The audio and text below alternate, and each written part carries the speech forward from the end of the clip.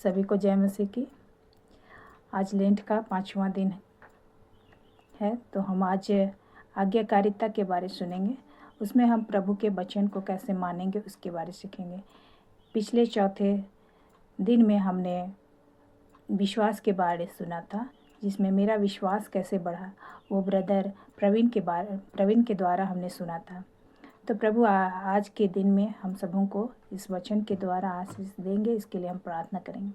धन्यवाद धन्यवाद धन्यवाद यीशु, तेरा धन्यवाद हो, तेरी तारीफ हो, तेरी प्रशंसा हो खुदावन, क्योंकि तूने सुंदर समय को दिया है प्रभु जी। और पिता परमेश्वर, जो भी वचन अभी इस समय हम बोलते हैं प्रभु, तू हमारे साथ हो लेना खुदावन। तू बोलने के लिए हियाव दे, हिम्मत दे, और प्रभु हर एक अंधकार की गढ़ को तू दूर करना प्रभु जी।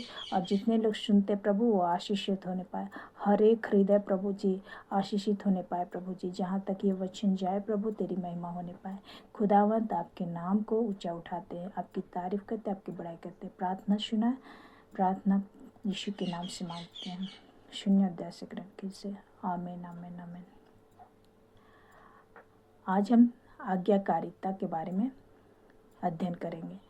जैसा कि हम देखते हैं, जब हमारा ये बाइबल रचा गया सृष्टि में, सृष्टि के शुरुआत में उत्पत्ति की पुस्तक में, जिस प्रकार परमेश्वर ने हर एक जो भी आज्ञाकारिता को दिखाए हैं, जो भी वचन उसने कहा, जिस भी वस्तु को बनने की आज्ञा दी, और वो होते चला गया। जैसे कि शुरुआती में कुछ भी नहीं था और परमेश्वर ने आज्ञा दिया, और उसी आज्ञा के द्वारा हम देखते हैं सारी बातें होती गई। 6 दिन प्रभु ने जो भी बनाया वो अपनी आज्ञा के द्वारा बनाया, आज्ञा दिए। तो हम तो मनुष्य हैं, और हमें मनुष्य होने के नाते क्या करना है कि उसकी आज्ञा को और भी अधिक मानना है, क्योंकि परमेश्वर ने हमें अपने स्वरूप और अपनी क्षमता में बनाया है। तो प्रभु का धन्यवाद करना है कि वो हमें इसके द्वारा सिखाए कि हम किस तरह आज्ञा को मान सकते हैं। और हम देखते हैं और भी उदाहरण को देखेंगे, जैसे नूह को भी परमेश्वर ने आज्ञा दिया कि आप जहाज बनाए, और उसने भी जहाज को बनाया।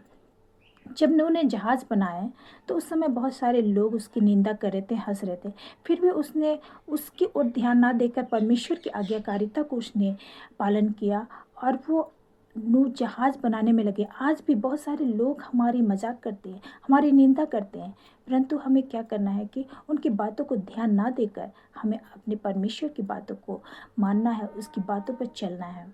और नूह ने भी वैसा ही किया, और वो आशीषित हुआ और अपने परिवार को बचा सका। आज भी अगर हम परमेश्वर की इस आज्ञाकारिता को मानते हैं, जो परमेश्वर का वचन हमें कहता है, तो हम भी अपने और अपने परिवार को बचा सकते हैं। हम दूसरा देखते हैं, अब्राहम, जो कि परमेश्वर का एक मित्र था, और अब्राहम को परमेश्वर ने जबकि आज्ञा दिया था, और जब उसको परमेश्वर ने कहा कि मैं तुझे बालू के तिनकों के समान बढ़ाऊंगा और आकाश के तारों गण के समान बढ़ाऊंगा, और वैसा ही परमेश्वर ने किया, क्योंकि वो आज्ञाकारिता में बना रहा। और प्रभु आज, जबकि हम इस्राएली लोग आज बहुत सारे बढ़ चुके हैं, तो इस तरह परमेश्वर अपने बच्चों से जो भी वायदा करता है, अगर हम उसकी आज्ञा में बने रहते हैं तो हमारे लिए वो उपाय करता है। और भी एक उदाहरण हम देखते हैं, जो कि अब्राहम के ही बारे में है। अब्राहम को जब परमेश्वर ने कहा कि तू सबसे ज़्यादा अपने बेटे से प्रेम करता है, तो क्या उसे बलिदान चढ़ा सकता है? बहुत ही गंभीर बात। जब उसने ये बातें सुना, क्योंकि उसका एक ही इकलौता बेटा था, और वो क्या किया, उसे बलिदान के लिए, परमेश्वर के लिए वो हौरेब पर्वत पर ले गया। और जब वो बलिदान करने के लिए जैसे ही छुरी उठाया, वैसे ही परमेश्वर ने उसे आवाज़ दिया, अब्राहम अब्राहम, उसे नाश ना कर। क्योंकि परमेश्वर ने उसके लिए उपाय किया, वो उसको प्रेम को देखना चाहता था।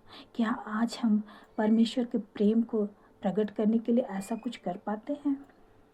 अगर नहीं कर पाते हैं तो हमें इसके बारे में सोचना है, क्योंकि पर अब्राहम जो प्रेम करता था, वो जानता था कि प्रभु ने दिया है तो प्रभु उपाय करेंगे, और उसके द्वारा उसका बेटा बचाया गया, और प्रभु उसकी परीक्षा को देखकर खुश हुआ और उसे बहुत ही आशीष दिया। जब हम प्रभु की आज्ञा पर चलते हैं तो प्रभु हमें ऐसे ही आशीषित करते हैं, हर एक संकट से, मुसीबत से हमें निकालते हैं। हमें इन बातों को ध्यान में देना है। ये हम पाते हैं उत्पत्ति 22:10 में। और भी हम बातों को जानते हैं, देखते हैं। जैसे निर्गमन 20 और 12 में जो लिखा है, तू अपने पिता और माता का आदर कर, जिससे जो देश तेरा परमेश्वर यहोवा तुझे देता है उसमें तू बहुत दिन तक रहने पाएगा। तो क्या आज हम अपने माता पिता का आदर करते हैं? क्या हम अपने माता पिता की बातों को सुनते हैं?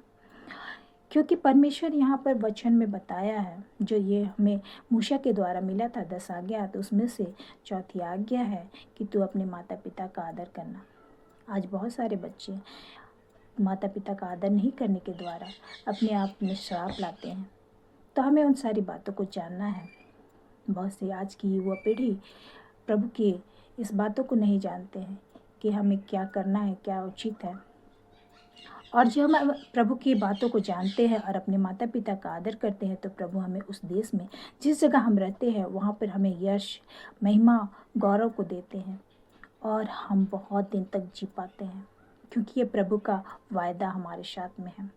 और इस कारण हम प्रभु को प्रसन्न करते हैं तो प्रभु हमें और भी बढ़ाते हैं। हम अध्याय मत्ती के तरफ जाते हैं तो उसमें भी देखते हैं, मत्ती के नए नियम की ओर, जबकि प्रभु की माता मरियम को स्वर्गदूत ने आज्ञा दिया, उसे दर्शन के द्वारा बोला, तो मरियम ने क्या किया, वो एक्सेप्ट की कि हाँ, मैं प्रभु की माता बन पाऊँ। क्योंकि उस समय, जबकि जानते हैं हम लोग कि कुंवारी लड़की का गर्भवती होना कितना मुश्किल की बात है, बहुत सारी ताने, बहुत सारी बातें उनको सुनना पड़ता है, वो सब बातें कुछ उसने इग्नोर करके वो प्रभु की माता बनने के लिए रेडी हो गई। तो इस जगह भी प्रभु की माता ने आज्ञा मानी, मरियम ने आज्ञा मानी। और आज भी हमें भी ऐसा, जबकि कोई भी ऑफर मिलता है तो हमें करने के लिए रेडी होना है। दुनिया की बातें तो बहुत सारी हैं, दुनिया के लोग तो बहुत सारी बातों को बोलते हैं, लेकिन हमें प्रभु जब कोई भी आज्ञा देता है तो उससे हमें नहीं मुड़ना है। अगर हम ऐसा करते हैं तो हम संसार की इच्छा को पूरा करते हैं। हमें संसार की नहीं, परंतु परमेश्वर की इच्छा को पूरा करना है। और हम देखते हैं पहला आश्चर्य, जहाँ पर यीशु ने काना नगर में दाखरस बनाए थे, उस समय दाखरस जब घट गया तो वहाँ के जो सेवक थे वो घबरा गए। और उस समय यीशु ने वहाँ पे क्या किया, अपने वहाँ के सेवकों से कहा, उन मटकों पे तो पानी भर दो। और उन्होंने वैसा ही किया। जब वे मटकों पर पानी भरे, वो आज्ञा का पालन किए और वहाँ पर चिन्ह चमत्कार हुआ। उस जगह वो उत्तम दाखरस बन गया। तो हमारे प्रियो, जब हम ऐसा करते हैं, जब आज्ञा पालन करते हैं, तो बहुत सारी बातें जो कि हमें हमारे सोच से बढ़कर होती है वो कार्य होता है। और उस समय जब उसने चखा तो वो तारीफ़ किया, वहाँ की तारीफ़ की, वहाँ के जो लीडर्स थे, मेन थे, उनकी वो तारीफ़ किए।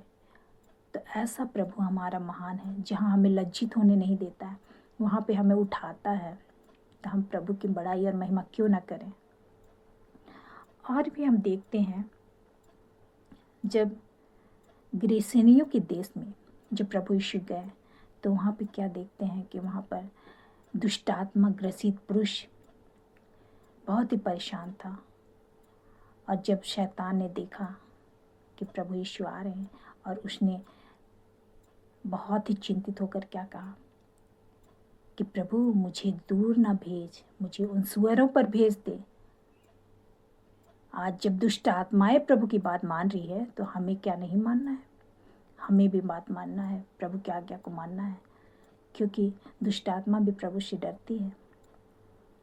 और प्रभु उस दुष्ट आत्मा से जब कहा और वो सुअर में चली गई, कितनी अजीब बात है कि प्रभु हमें सब कुछ दिए हैं, सब कुछ दिए हैं, और हम कभी कभी प्रभु की बातों को नहीं मानते हैं। लेकिन वो दुष्ट आत्मा प्रभु की बात मानी। तो हमारा फर्ज क्या है कि आज हम प्रभु की आज्ञा को सुन के अपने हृदय को कठोर ना करें, क्योंकि हम जब हृदय को कठोर करते हैं तो प्रभु हमें दंडित करते हैं कि हमारे